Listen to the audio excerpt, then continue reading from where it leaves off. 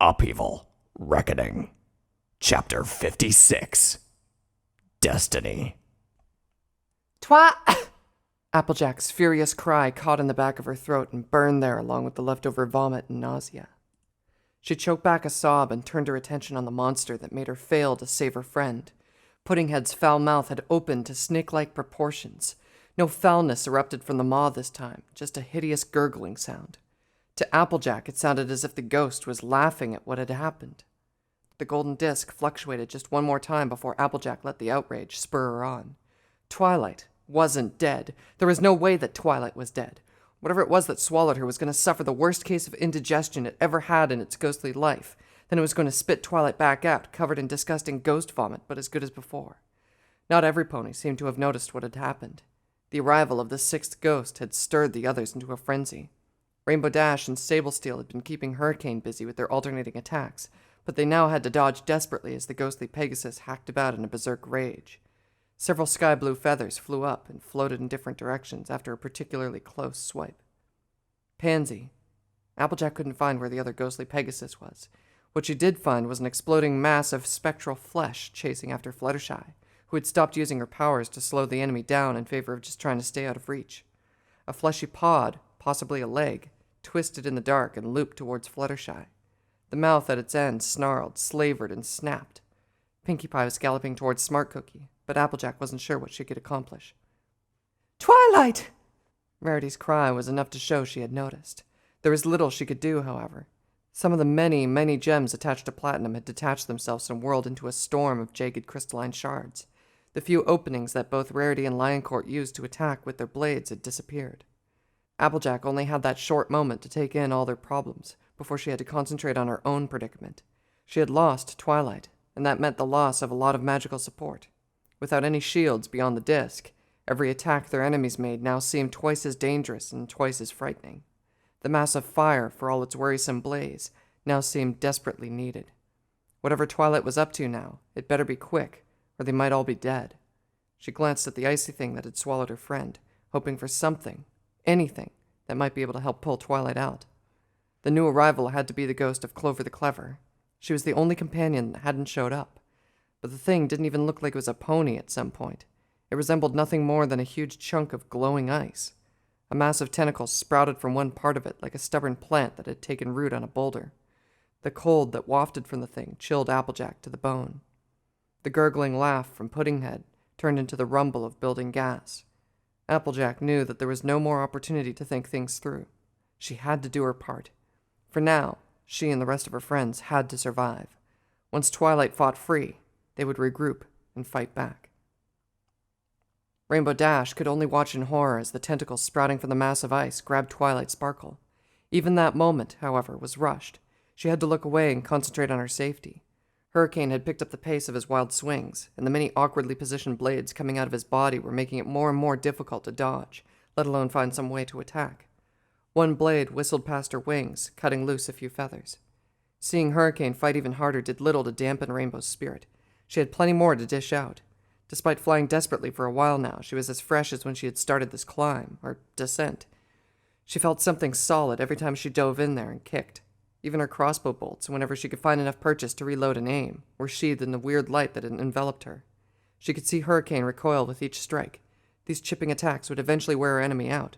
She just needed time. Time that apparently wasn't going to be given to her. The others looked like they were beginning to tire. Nearby, Sable Steel was diving in, covering for her while she hovered there, torn between continuing this pattern or rushing in to save Twilight. Even the Thorn was breathing hard. "Sable Steel!" she called out. "I have eyes, Rainbow Dash," Sable Steel called back. "Go help your purple friend." Rainbow didn't need to be told twice. She didn't know this Thorn that much. Well, she didn't really know any of them, but they were dependable when it came to fighting. Sable Steel's blades were coated with some kind of glowing liquid that hurt even ghosts, and she was really good at dodging. Rainbow wanted to see how another Thorn was doing, but she clenched them tightly for a second and refocused. Sable Steel didn't need to destroy Hurricane. She just needed to keep him busy. "Hold on, Twilight," she thought. The ice looked immense, even from a distance. It looked big and hard enough to take on a catapult shot head-on. Rainbow didn't have a catapult, only her hooves and a crossbow. A sonic rainbow could probably shatter a large portion of it, if she was willing to turn into a red splatter floating in the abyss. That didn't matter right now. It certainly didn't stop Applejack from flailing at the ice with that fancy silver chain. She flapped her wings harder. If she had to beat the ice apart with her hooves, so be it. It was the harsh, glaring white light piercing even her eyelids that finally told Twilight that she was awake. She opened her eyes and expected the worst. An icy tomb, a ring of enemies surrounding her, the gates to the eternal herd. None of these things greeted her once she could see. Twilight stood in an opulent, circular chamber, the sort meant to host a meeting or dinner for a good number of ponies. At the center was a round table of fine oak wood, trimmed with gold and surrounded by 12 chairs of the same material and construction. The surface was intricately engraved with pictures of bunches of grapes, apples, various grains. 12 sets of gold dinnerware lay ready for use. A deep blue carpet, soft enough to leave Twilight's hooves a little tingly, covered the stone floor. Various tapestries, each depicting some setting of everyday pony life, from harvest to a city scene to some kind of magic contest, hung over the walls. The sudden transition from the fetid darkness and confusion of fighting to the opulent place left Twilight reeling and wary. This had to be a trap. She didn't see a door or windows. For all the luxury it showed, this chamber was still a prison. She cast her first spells. The place was heavily enchanted. Once she could get a feel of what spells were in effect, she could get to work. "Cease your pointless pawing at my spells, Pony. You're not going to leave this place." Twilight froze and turned around. There was a pony in the room with her now. She hadn't felt any teleportation spell or heard anything before those words. "Who are you?" Even as the words left her lips, she already knew the answer. "Clover," was the quick reply. "The clever to many. The prophet, the great, the wise, the powerful, the fair. They've accumulated over the course of my rule." Twilight did indeed recognize Clover the Clever through the light purple coat and the angry, entitled glare from Star Swirl's final moments. Clover was far from the hideous shade that the other companions were reduced to. She didn't look incorporeal, and no sign of decay touched her. Her straight, dark purple mane was cut short and sliced back for efficiency, in sharp contrast to the elaborate curls of platinum. Gone was the simple burlap hood and cloak. Instead, she wore a majestic woven cloak of blue, with intricate, swirling patterns of silver, like watery waves, threaded through the whole piece. Clover the Clever looked like she had taken a piece of the ocean itself and turned it into a cloak and hood. Twilight expected a set of equally marvelous shoes, but Clover's legs were completely hidden by the long, sweeping cloak. As for what she said, Clover's words didn't sound like boasting. It sounded more like irritation over having to introduce herself. No outrage marred Clover's face, not like that time with Star Swirl. It was all imperiousness. She talked like she was the greatest pony of all, talking to a worthless peasant. Twilight was happy to change the mood. In a way, she was glad that Clover was more lucid than the other companions. This was not an opportunity to be missed. "What about the betrayer?" she asked. "Did that also just accumulate?"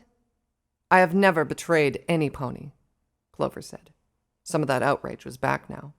Clover wasn't the only one feeling it either. "You poisoned Star Swirl the Bearded," Twilight shouted. "You betrayed your master." "I punished him for his betrayal," Clover snarled. "A teacher is supposed to elevate his student to greatness, not drag her down." "He was trying to save you," Twilight said, her voice lowering. It wasn't fear that cowed her. It was pointless to turn this into a shouting match. Clover waved a hoof dismissively. "He was trying to save his legend, to keep me from surpassing him, even if it meant hiding the way to our heritage." She gestured around her to the many tapestries of what looked like life in the old kingdom and its riches, before turning her gaze back to Twilight. "We have always been meant to serve the Deep Father. Star Swirl tried to prevent that and died for it. Now it is your turn to serve, little pony." "What do you want from me?" Twilight asked. She crouched low, her horn glowing for a defensive spell. "I want your body." Clover took a step forward. "It's strong and warm with life. We are powerful like this, but limited. We can do so much more alive." Her horn started to glow as well. Her magic was nearly the same shade as Twilight's, but the crackling purple energy was tinted with wisps of black twisting around it like worms. "I'm not giving you anything." Twilight fired her first spell, a simple but powerful bolt of force. She wasn't sure yet as to what Clover the Clever was capable of, but the reaction to this attack should be telling. The bolt fizzled against a black and purple shield that materialized at the very last second. Clover looked barely annoyed by this brazen and direct attack. "I wasn't asking," she said. "Know your place. lesser servant. You should be honored that your sacrifice will accomplish so much for the Deep Father's chosen. I wouldn't sacrifice a bent paperclip to Oceanus, Twilight said. She didn't like how easily Clover dealt with her probing attack, but she was far from beaten. For each blasphemy you speak, I will make the transference more painful, Clover said. The magic around her horn flared up, and Twilight braced for an attack. However, just as quickly as it had brightened, the tainted light faded into nothing. Twilight raised an eyebrow, but she already had a shield up. Clover's lips twisted from a tightly pressed annoyance to a confident smile before she began to speak in a loud voice. "O Deep Father, your faithful daughter implores you." "Shut up!" Twilight was tempted to drop the shield and attack. Clover wasn't using any magic, at least not the sort she could feel. And those words, she hated them. They reminded her of a heritage she wanted no part of. How could Clover the Clever serve a monster like Oceanus with such fervor? A quick blast of lightning should shut this ghost up. Yet the way that Clover spoke also filled her with foreboding. This was not magic, but it was something. "Here stands before me one of your wayward children. I beseech you for authority over her, so that she may know your greatness." A strange sensation touched Twilight's horn, like a point of cold that washed down her body with an oppressive chill. That was it. Detectable magic or not, she was under attack. She aimed and cast her spell, expecting a sudden lightning bolt to the face to surprise even Clover the Clever in the middle of such a melodramatic speech. Except the spell didn't cast. Twilight glanced at her horn. The magic was still there, still ready to be cast. What had happened? Did Clover... "Kneel, Twilight," Clover said. Twilight knelt. She had already completed the motion before she even realized that her body was moving on its own. She tried to stand, to jump out of this humiliating pose, even if she had to rip her knees out. Her legs refused. They did not even tremble out of effort. It was only after her third futile attempt did she notice something else. "What did you do to me?" she asked. "And how do you know my name?" "The Deep Father knows all his children by name," Clover said softly. "It was given to me so that I may command you, as a parent gives authority to the most responsible child to manage the unruly ones. So I have been given power over you." "That's ridiculous. You can't—" "Speak in a respectful tone." "You can't just have power over me." Twilight ground her teeth when her voice came out calm and polite. "Daughters obey their father," Clover said. "Struggle all you want. You cannot fight the natural order of all things." "What do you—" Twilight choked, the only sign that she was trying to gain some control over her voice. That she was able to speak at this point was likely because it amused Clover. "What do you want from me?" "We've been over that," Clover said. "I will trap your soul in here and make use of your body." She telekinetically willed Twilight's face close to hers. "Enjoy the last sensations of warmth, Twilight." Rarity's mage blades spun erratically above her, barely able to maintain the slow-moving circle she kept them in while they weren't flying around. She scraped off a crystallized portion of her torso with one hoof, wincing as the fresh wounds stung. The increasing number of agonizing, raw, bloody patches made it clear that something terrible had happened. She didn't have to look around to guess what it was. Moments ago, she had relied on occasional shielding from Twilight to deflect the worst of Platinum's crystallizing attacks whenever evasion failed her. That shielding support was gone, and Platinum had gone berserk. Waves of purple energy wafted from Platinum's horn like malevolent clouds of sparkling lights. Rarity had been falling back more and more. Even with enchantments she was still figuring out, it didn't look like she had done much damage.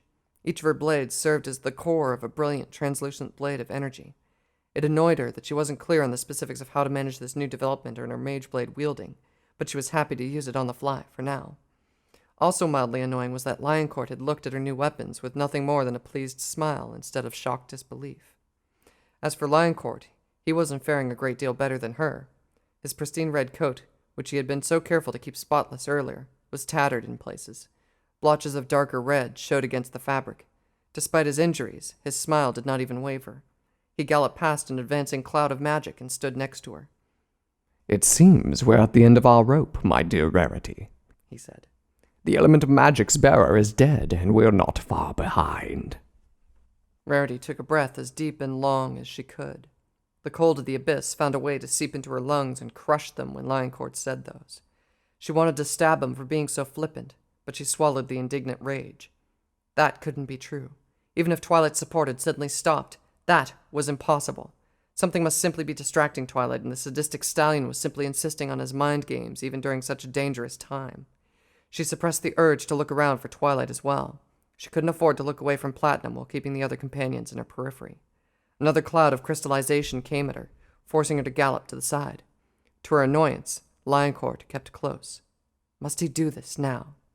"You're not bothered about dying down here with us," she said.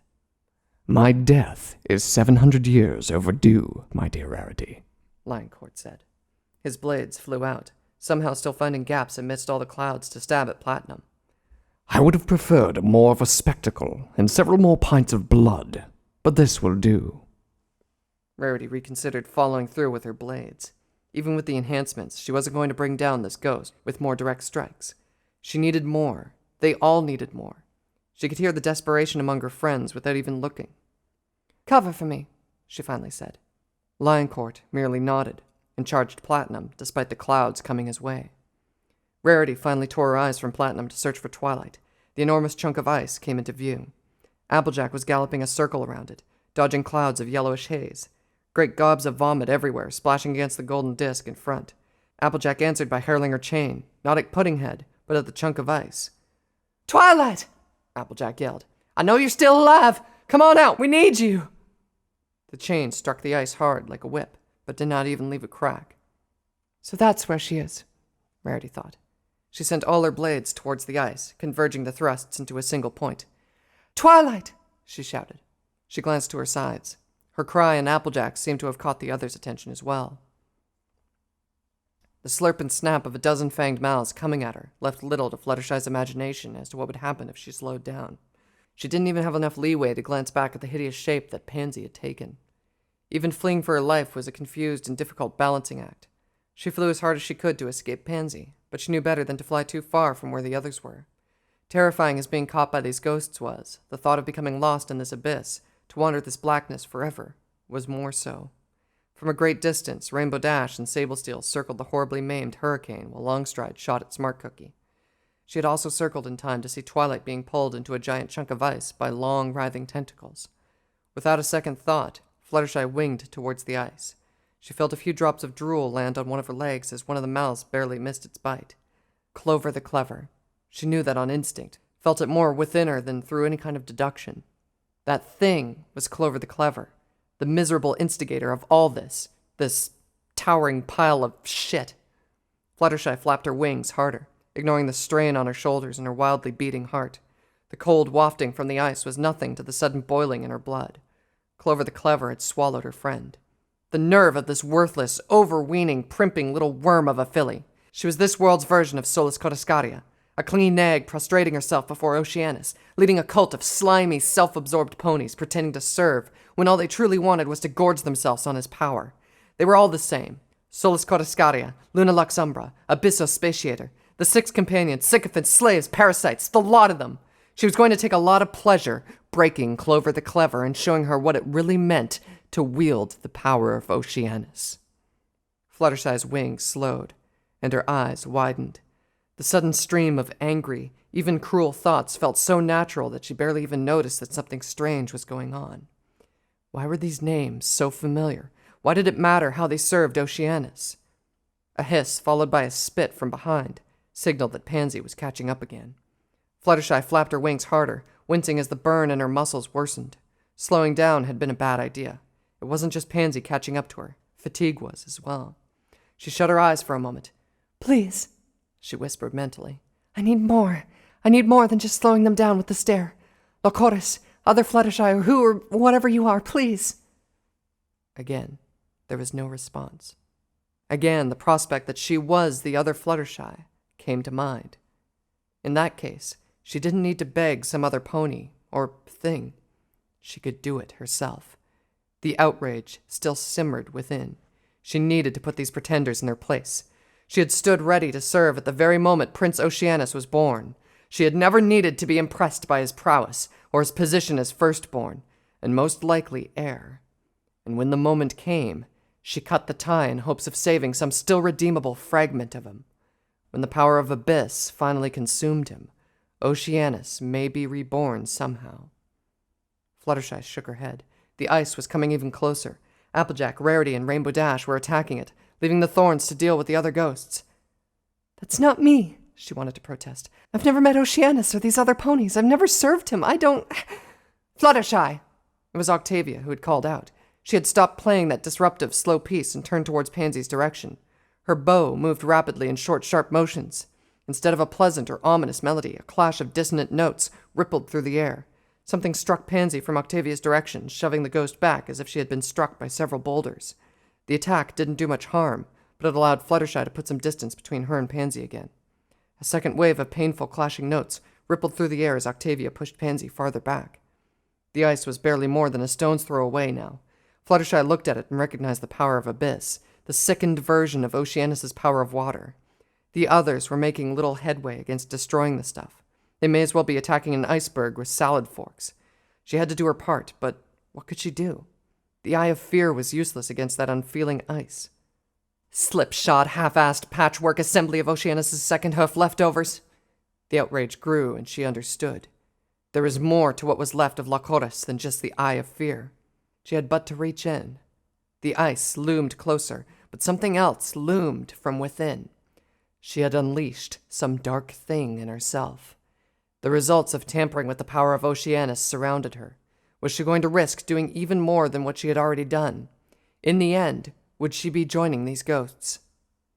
"It wouldn't matter one bit if you're the remains or whatever of this Lycoris. You are our friend, and you've chosen to deal with this stranger aspect of you for all our sake. That is well and good enough."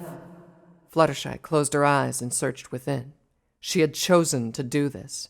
For her friends, she would take in even this darker aspect of her. No longer did she try to hold back the memories or thoughts.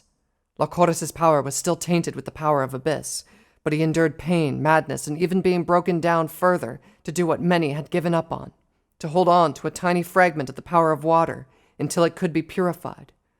Though this aspect of her was cruel and dangerous, this act of kindness she admired. For her friends and for that goal, she would take in the last remnants of Lycoris.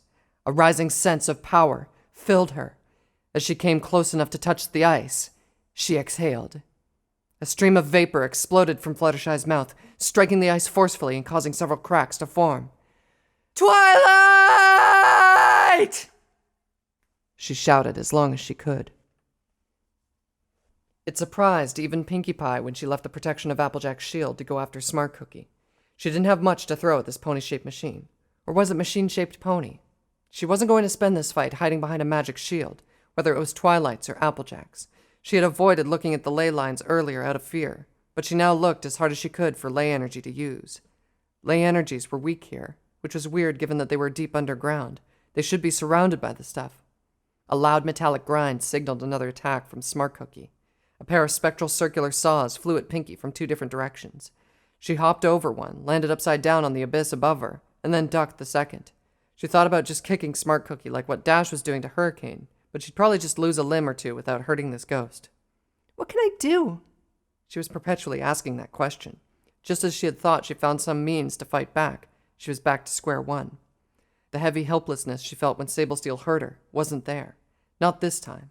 She remembered Rainbow Dash gently pushing her on when she had collapsed on their way here. Her friends believed that she had to be here. She believed so too. It was just a matter of finding out. She took a moment to look around. Something odd was going on. There was a giant chunk of ice that was likely the 6th of the 6 companions. Applejack was whipping the thing with her chain while keeping Puddinghead back with her shield. Rarity was stabbing at it. Rainbow was smacking it with her hooves, and it looked like Fluttershy was spitting on it. The whiz of arrows flying and the soft thunks of their tips pushing through the ghostly metal punctuated the noise of battle. With the others busy with the other companions, Pinkie had only Longstride for help. His shots were unerringly accurate. Nearly every joint and opening on Smart Cookie had at least one shaft sticking out. But they barely slowed Smart Cookie, and Pinkie knew that Longstride did not have an unlimited supply of arrows. "Think, Pinkie. She's a machine. Maybe there's a button you can push to make her blow up." A trio of darts flew towards Pinkie, followed by 2 more saw blades. Without slowing down, she leaped, spun, and cartwheeled past the deadly projectiles. Even without her twitchy tail or any other aspect of Pinkie sense, it was getting easier and easier to pick out where these attacks were going. She ducked under the swings of Smart Cookie's massive forelegs and glanced up as she ran. All she saw were more blades and darts coming after her. "Okay, maybe not a smart idea. Come to think of it, would anybody bother making a button that would blow themselves up?" Pinkie Pie, if you have nothing to attack it with, move out of its range, Longstride called out. Hold on! Pinkie yelled back. She tilted her head, letting a dart fly through her mane. I think I can find something here. For a moment, Longstride merely stared in surprise. The moment passed, and he was readying another arrow, and it was back to square one. Maybe it wasn't the machine bits Pinkie had to focus on. Underneath all that gadgetry, Smart Cookie was still the ghost of a ruthless Earth Pony clan leader. Maybe there was... The multicolored energies coursing just underneath all the metal plating were suddenly visible. Pinkie hadn't noticed it before because she was worried about all the spikes and blades. 2 more blades whizzed past her. Wait, did she dodge them or did Smart Cookie just outright miss? She didn't have time to fixate on that, however. She couldn't lose this train of thought. Coppermane had talked about the gift of channeling and how it was found in Earth Ponies. Though the lore of spotting it, bringing it out, and developing it was a secret among the true Earth Ponies, the actual gift for it could be found in any Earth Pony. There could be potential channelers among the Chosen right now, dismissing their odd moments of channeling as silly little quirks. Pinkie shook her head. Anyway, Rockmaven was the strongest channeler ever, so more blades flew at Pinkie. She was really getting bothered now. She swung a hoof and struck one blade, sending it spinning back to Smart Cookie.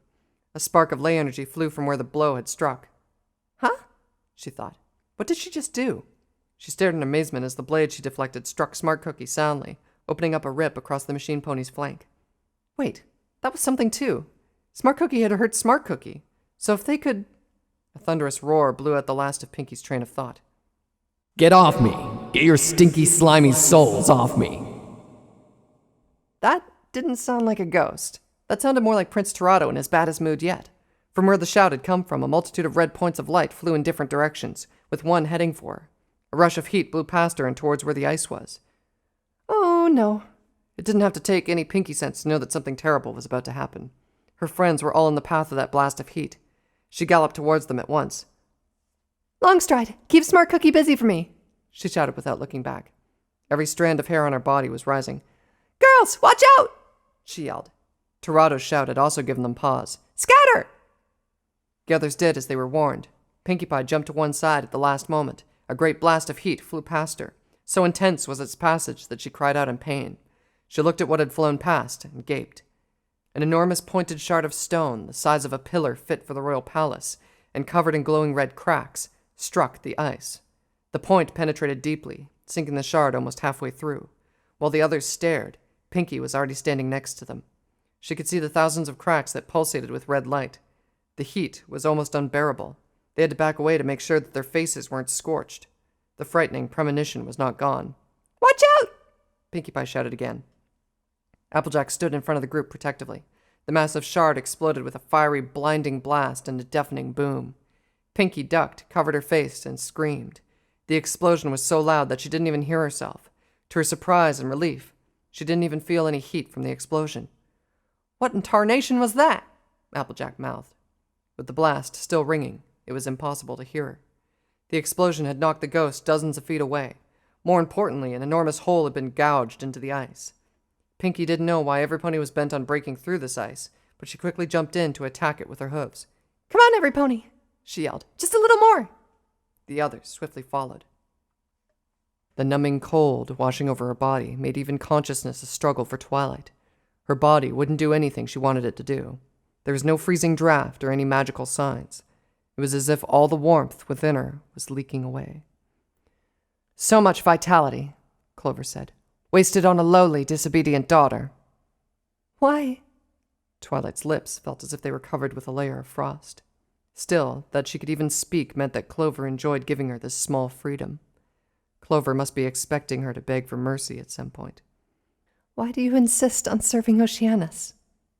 Because I am meant to. We are meant to. Has any pony ever planted an acorn and grown an elm, Twilight? The order of all things guides me. It is our destiny to take the Deep Father's power upon ourselves. Who do you serve? Lexarius the invader and his ilk? Envious filth unable to bear that our father created such creatures of potential?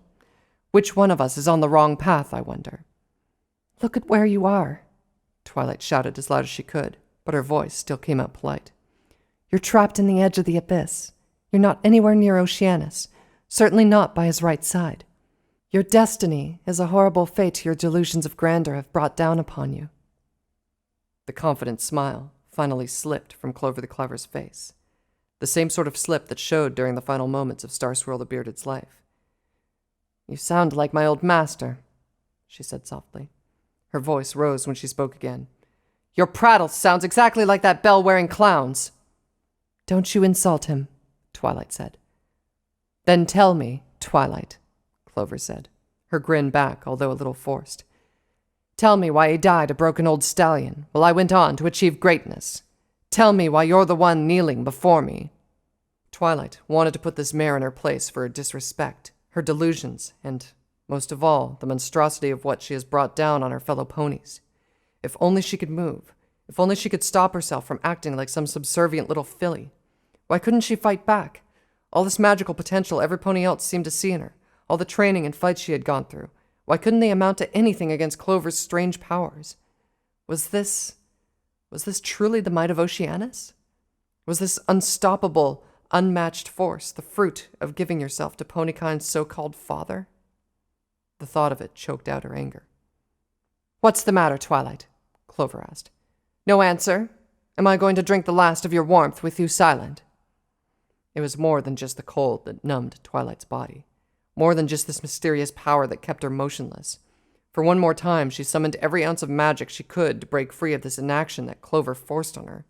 She was supposed to be the bearer of the element of magic. The others had shown some incredible power harnessed from within them. Applejack's shield, Rarity's enormous blades, even Rainbow Dash's strange resilience and nigh immunity to the burgeoning effects of the abyss. If she ever needed such a thing, now was the time. She strained internally, unable to clench her jaw or shut her eyes tight. She willed her magic to come forth, to break loose in a raw magical blast.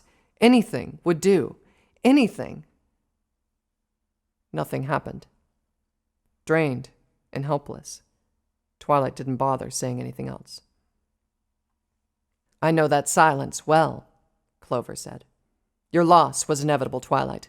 I stand in the full favor of our deep father, while you are all alone."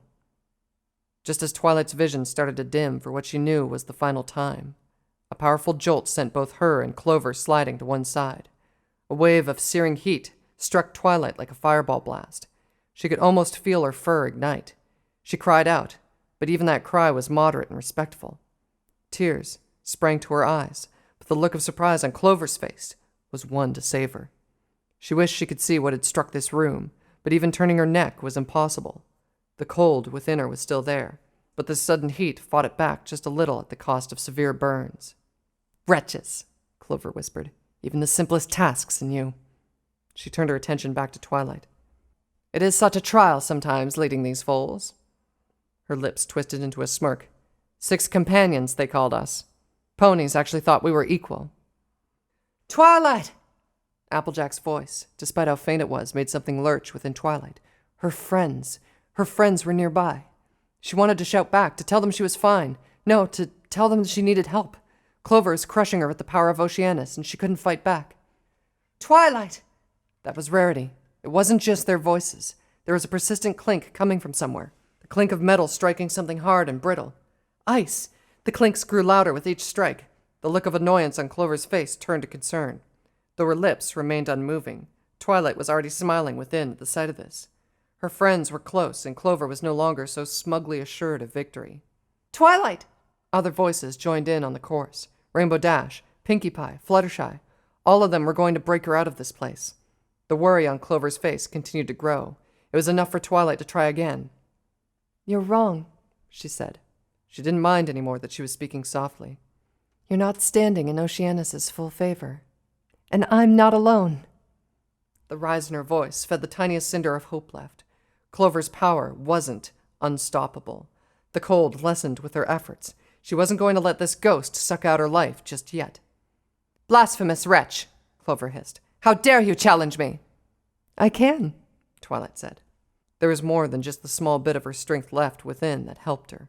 A soothing warmth came from the same direction as that fierce heat, washing over her like a soothing balm and making her forget the burns on her hide.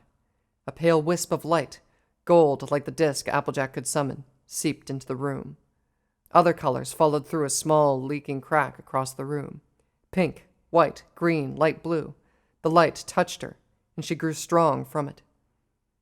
"You paint a pretty picture of yourself, Clover the Clever, but I see what you really are. You're not the greatest of Oceanus' daughters. You're a ghost, stuck between this world and the next, waiting for Oceanus to maybe notice you when he comes by here to get his weapon." Twilight's voice rose even louder. There was a tremble of exertion in her legs now. "The Deep Father cares nothing for us. We are as mosquitoes to him, trying to nourish ourselves with his blood, only to find it full of poison. He does not gift pests." Twilight stood up. The warmth upon her coalesced with the warmth within her, banishing Clover's cold. "Your amazing authority is nothing more than fumes that you sucked from whatever Oceanus left behind. Don't you get it? Your house of cards, everlasting kingdom, rose and fell, while Oceanus slept through it all. What are your leftovers compared to this?" She raised her horn and the magic surged forth. Not just her magic, the magic she shared with her friends. Bright purple arcs exploded from her, surging across the room, running through the floors and all the fancy decorations. A cry of rage escaped from Clover, who had raised a shield to defend herself from the falling debris and the blast of purple magic. Twilight's voice lowered, not out of any influence of Clover, but of her own volition. "You're the one who's all alone. No wonder you're trapped in a tomb of ice. That's what happens when you cut yourself off from others. You can't even get help from your companions." "I'll show you the kind of help I can summon," Clover snarled. The folds of her cloak ruffled and stirred beneath her. To Twilight's disgust, it wasn't legs that appeared beneath the cloak, but more vile tentacles. She wasn't even surprised anymore, nor was she scared. "That's nothing." Twilight listened to her friends calling out. The clinking grew louder and louder. The warmth grew stronger and more comforting. A massive crack of melted ice allowed a myriad colors to shine forth. She reached out to them, turning their support into strength before staring down Clover's crouching form. The tentacles slithered towards her menacingly, but recoiled when they got too close. "I'm never alone," she said. "Where you've cut off ties, I've created mine. This is the end of your delusions, Clover the Clever." Twilight reared up and raised her horn even higher, sending bright rays of light everywhere. She could hear more ice cracking and Clover's desperate shout. In the next instant, all the fine furnishings, even the walls, floors, and ceiling, simply winked out. Twilight gasped at the sudden transition and looked down on where she was. She was surrounded by blackness of the abyss again. Around her were enormous chunks of shattered ice. "Twilight, you're safe!" Pinkie Pie cried out. A smile wide across her face, Twilight looked towards the ones that had helped her. She'd expected smiles as well. To her surprise, they were all staring in awe. She looked at her hoof and found herself still enveloped in the same colors. Wretch! Where there was once a regal and powerful unicorn ghost, there was now a hideous, slimy monstrosity, like a snail dragged out of its shell and mixed with a squid. Bits of frost still clung to its glistening dark purple skin. It took a moment to find its head, which was the only thing that resembled a pony. "So this is all you've attained," Twilight said softly.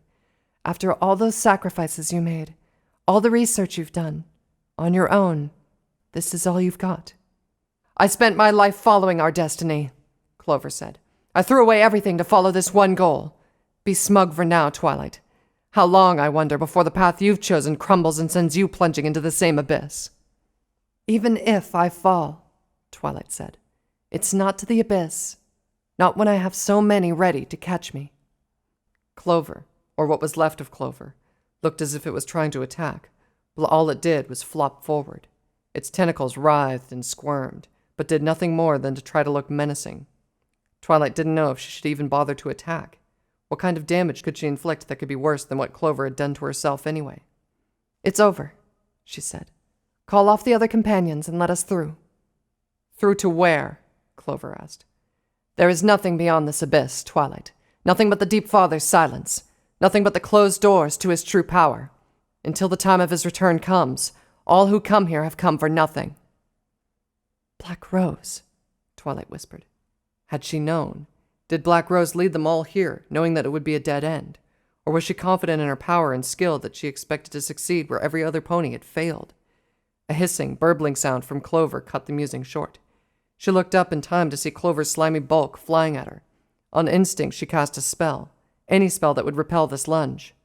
The lights around her flashed. With a pitiful groan, Clover fell back with a dull splotch.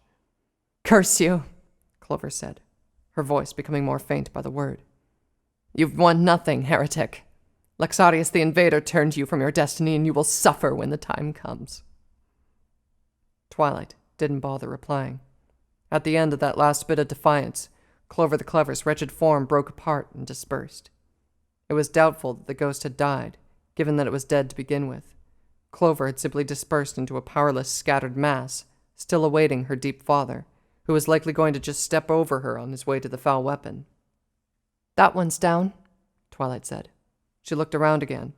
The others had shifted their focus from her to the other ghosts still rampaging around. True to their lack of harmony, the remaining companions didn't even seem bothered that one of them had been defeated. The Thorns looked even more banged up than before. Twilight had no idea what had happened, but seeing that all of her friends had ganged up on Clover's prison to help her, the rest of the companions had to be distracted. It was Applejack who managed to gallop towards her while the others returned to fighting the companions with the Thorns. "Glad you're back, partner," Applejack said. "We were taking a beating without you. I hope you still got plenty to throw." "Oh, I've got plenty, all right." Twilight squinted and winced, suddenly aware of a sweltering wave of heat coming at her from one side. "What is that heat?" "Dunno," Applejack said. "I think it's Prince Torado. He was bellowing earlier and threw that giant burning rock at the ice. The crack it made was how we got you out." So Prince Torado was nearby. There was little time to ponder that. Puddinghead's oppressive stink was getting worse. True enough, the corpulent ghost was floating their way, her mouth already open to suck the two of them in. "Stubborn stinkhole," Applejack muttered. She spun her lassoed chain for another throw. Her golden disc shone brightly in front of her. "Any ideas, Twi? Smacking her with my chain doesn't seem to do much." Twilight didn't answer. She had nothing in her repertoire of spells to deal with the ghosts of the six companions. At the end of the day, she had relied on her friends to vanquish Clover the Clever. Even now, she was surrounded by the powerful energies drawn from her friends. With Applejack standing nearby, the light was reacting differently now, arcing lightly towards the earth pony as if it were trying to leap. Applejack grunted when another stream of vomit struck her shield. The hiss and bubble from the sludge made it clear as to what would happen if any of the stuff touched them. The sheer amount made it difficult for her to attack with her lasso as well. Puddinghead was floating even closer, using her own vomit for cover in order to bring more of the stench to bear. Twilight's eyes began to water again. The odor made her miss the icy tomb. "A little help here, partner?" Applejack said between coughs. "She's gonna fart us to death like this." With the stink fogging up her mind, Twilight instinctively held her hoof out towards Applejack. The light sparked briefly, then with a brilliant flash, made the jump. The next few moments were difficult to discern. Something happened to the golden disc. When the light touched Applejack, it flashed and shunted forward, bashing Puddinghead and driving the ghost back. Puddinghead let out a long, horrified cry. Applejack shouted in surprise. Twilight herself let out a yelp, thinking she had just burned both herself and her friend in a reckless experiment with the odd aura around her. They soon discovered that the stench was gone, and Applejack's shield was still up. As for Puddinghead, the ghost was trembling and frozen. Large chunks of her had been seared away, including her entire lower jaw. "Twilight, what was that?" Applejack asked. She stared in awe, then grinned. "And can we do it again?" Twilight looked to her still shining hoof. "We will," she said. She looked towards her other friends. "Time to finish this."